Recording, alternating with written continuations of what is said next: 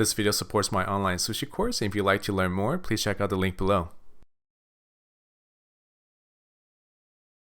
Hey everyone, welcome back to the channel. I'm sorry I haven't been posting very much. A lot has happened in the past year, as you know, but starting this year, I plan on getting more videos up, so stay tuned.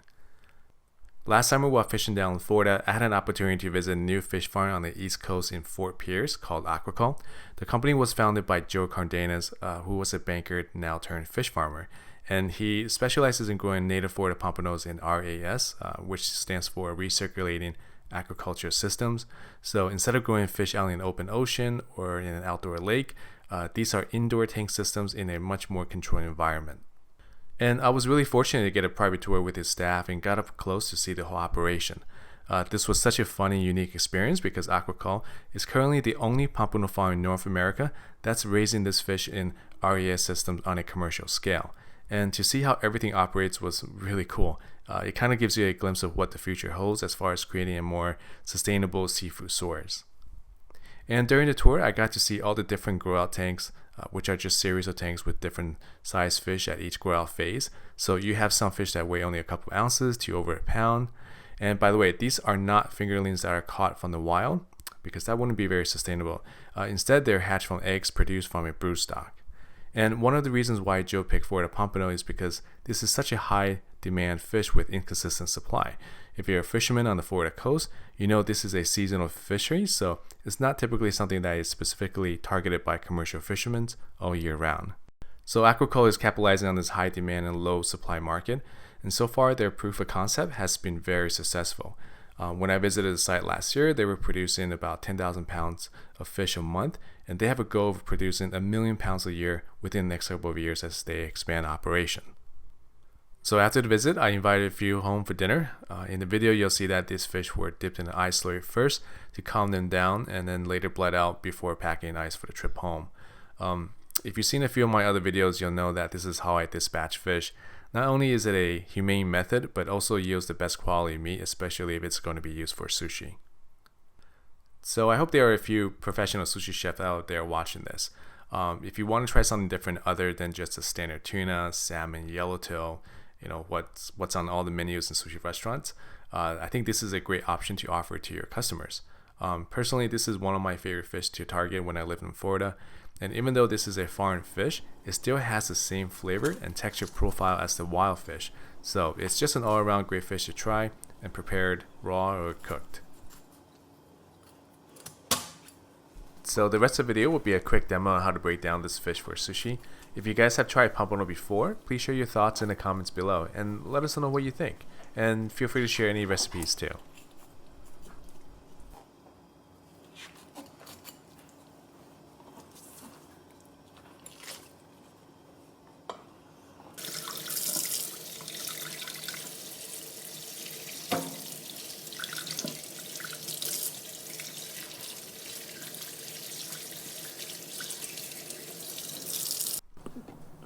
So after removing the head, I'll make a couple scores right along the spine and use the back end of a spoon to scrape out the kidney.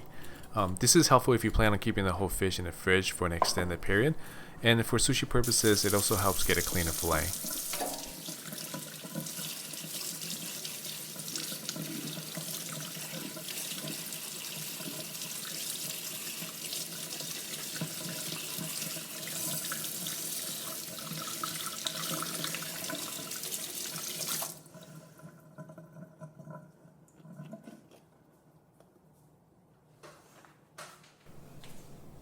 The type of knife I'm using here is called a deba. It's a Japanese style blade.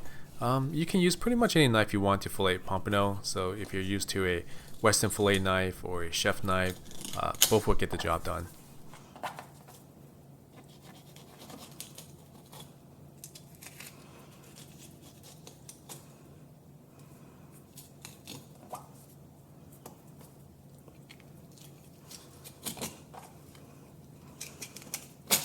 And here you can see that this is a really clean fillet. There's no blood on the meat.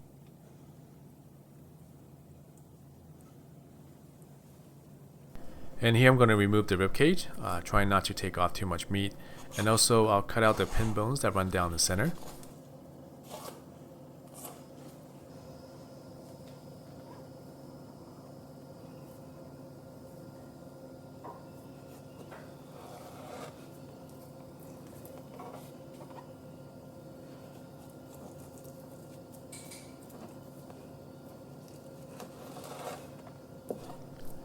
And since I don't want to keep the skin on for sashimi, this is going to get removed.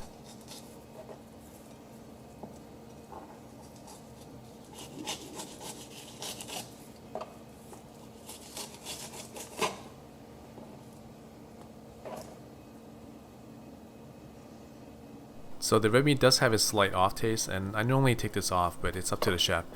You'll see this a lot on jacks, especially yellowtail, which is also known as hamachi.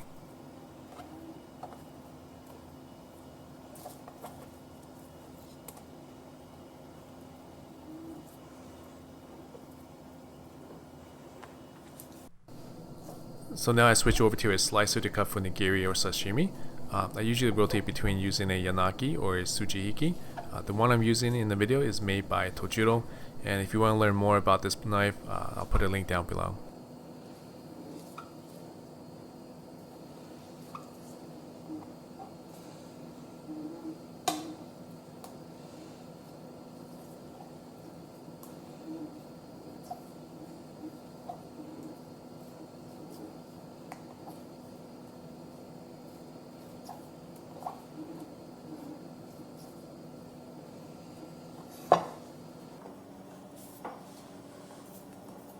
And pompano has such a great texture. It's firm but not chewy. So for sashimi, I want to enjoy the texture more, and that's why these are cut thicker.